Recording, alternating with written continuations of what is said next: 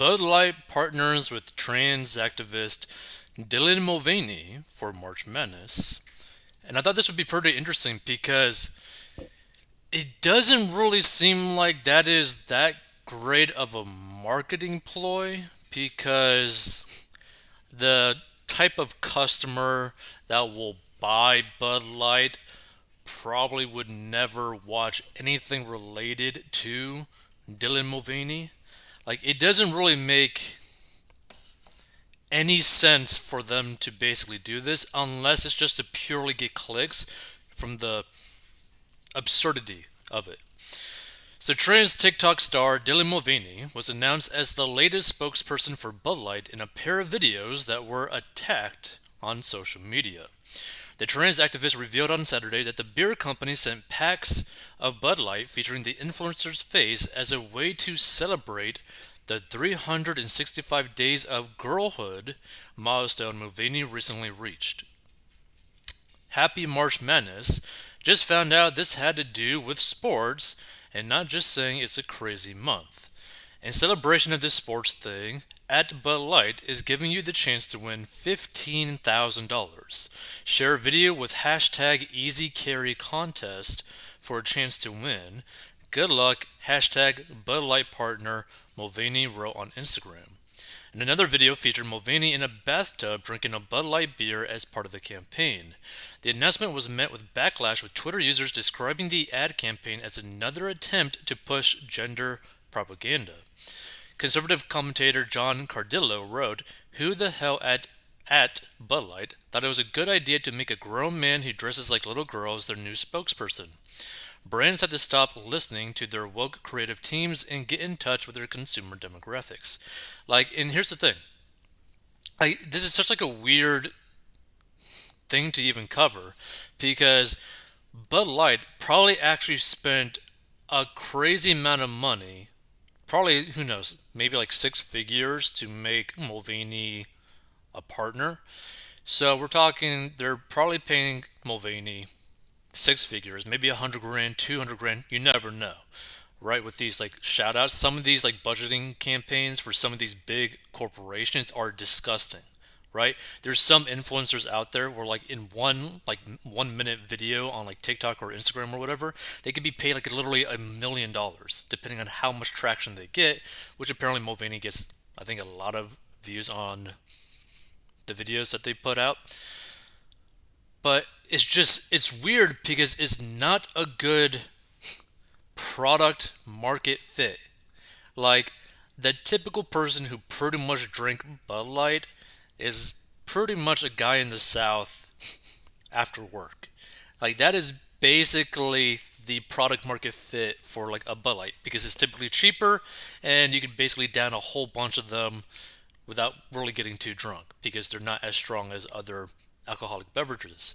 So like, it just doesn't really make sense for them to actually hire Mulvaney as like a brand ambassador or whatever. Like, it just doesn't fit. So they spent a crazy amount of money to do this ad campaign. But what's weird about it is that they're getting so much attention from this ad campaign because people hate the ad campaign. So I don't know if this is actually like going to be like a net positive for them. Possibly not, because there's probably a lot of their loyal customers that might be like, hey, we don't agree with this at all. We're not going to be spending any money with Bud Light at all anymore. We'll go to something completely different. Which I think nowadays some people might lean more towards the new beer type, kind of like, I think it's made by a YouTuber called Nelk Boys or whatever, Nelk, and I think their beer or whatever is called like Happy Dad, and I think that's pretty much infecting all the states right now, or starting to infect all the states. So who knows? Maybe Bud Light will be taken over by a YouTuber's beer called Happy Dad, right? But yeah, Bud Light. This is an extremely weird ad campaign that you spent probably a disgusting amount of money. So it might generally be the weirdest thing I've ever seen in my life. The Spectator contributing editor, Stephen Miller, remarked. Townhall.com columnist Derek Hunter joked, at Bud Light, the groomer of beers.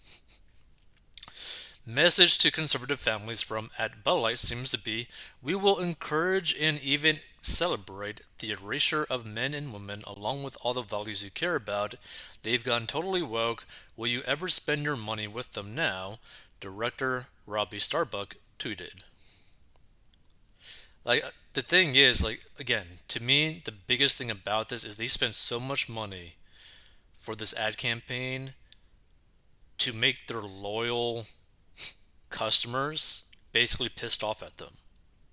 Like, does that even make sense? Wow. So this isn't a parody. Dylan Mulvaney is now the face of Bud Light. Journalist Ian Maya Shong similarly wrote.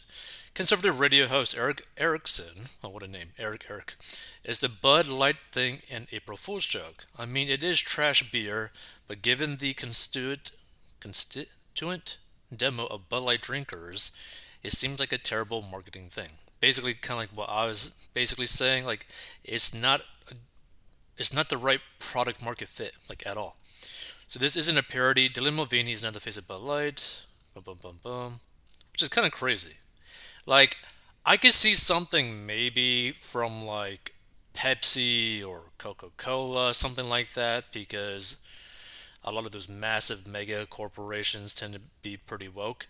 But on like Bud Light beer, where like, again, the typical customer of Bud Light is typically like a dude that's probably middle age or even older that just gets off of work and wants to drink a whole bunch of beers without getting completely wasted. So, so actress Drew Barrymore also interviewed Mulvaney, which led to the actress kneeling. Okay, whatever. Let's see some of these comments. Because woke policies, especially in corporations with a largely conservative client base, have led to enormous prosperity in the past, one suspects certain far left executives care far more about their personal virtue signaling than about either customers or company bottom line. The thing is, like, even though this is getting crazy amounts of attention online and all that kind of stuff, right? I think long term, this might have like a pretty massive negative effect on one, probably the stock price of Bud Light, but also the net profit. Because there's going to be a lot of loyal customers that just simply don't like this. So they are targeting the young audience, college age and 20 somethings who actively embrace trans, drag, lesbianism as being the new normal. That's the real problem. That generation is the money bag and they are brainwashed. Except for the thing is, I mean, they're probably not going to be buying Bud Light because they probably also know that the typical person who buys Bud Light is what I described.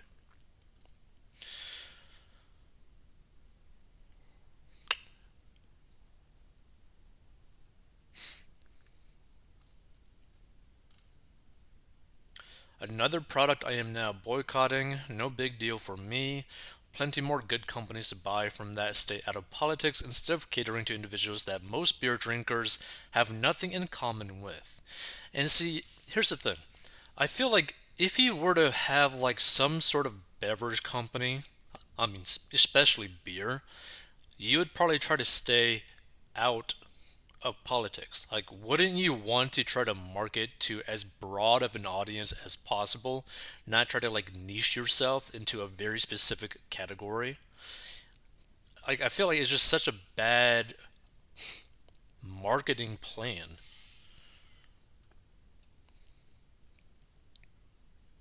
So when Gillette ran his woke ads condemning men as Neanderthals a few years back and telling men that they have to do better, many boycotted their products. They took an $8 billion loss that year as the boycott buried them.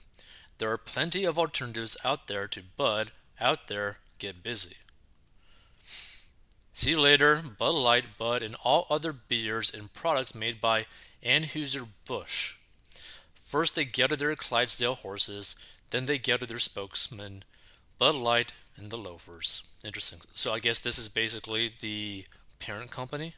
Hold on. Let's actually look this up.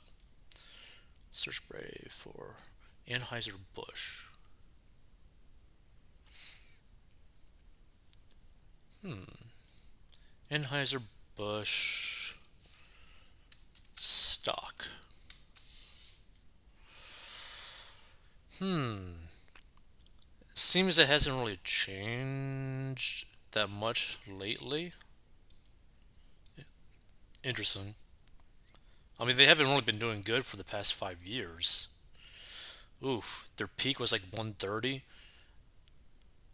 in about 2016, funny enough. And now it's like 61. Hmm, not doing good. But it seems like this news hasn't really affected them yet, but it probably will. So Anheuser-Busch Companies LLC, often shortened to simply Busch after its flagship brand, is an American brewing company headquartered in St. Louis, Missouri. Since 2008, it has been wholly owned by Anheuser-Busch, now the world's largest brewing company, which owns multiple global brands, notably Budweiser, Michelob, Stella Artois, and Beck's. The company employs over 19,000 people, operates 12 breweries in the United States, and until December 2009 was one of the largest theme park operators in the United States with 10 theme parks through the company's family entertainment division, Busch Entertainment Corporation. So he was a German American brewer. Interesting. Interesting. Okay. I just find it interesting that it's weird to see companies that have been around for like over a century start going like really weird. Hmm.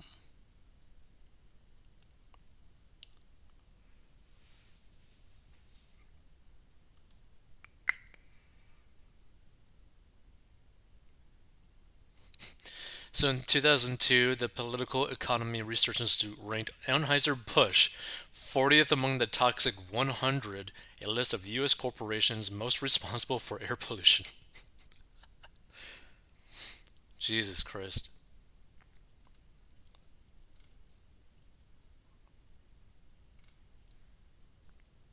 Hmm.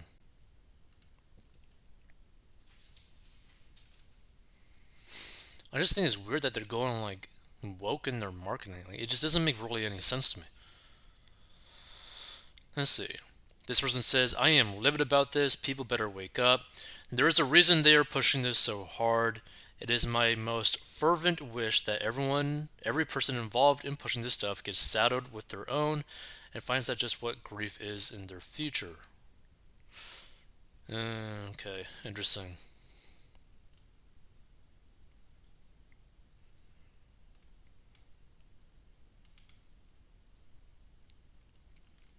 What is the job expectancy of the genius at Anheuser-Busch marketing department that came up with this idea? I just can't wait to see the sales numbers. I bet bars are calling their salesmen to pick up the beer they have already delivered. Interesting.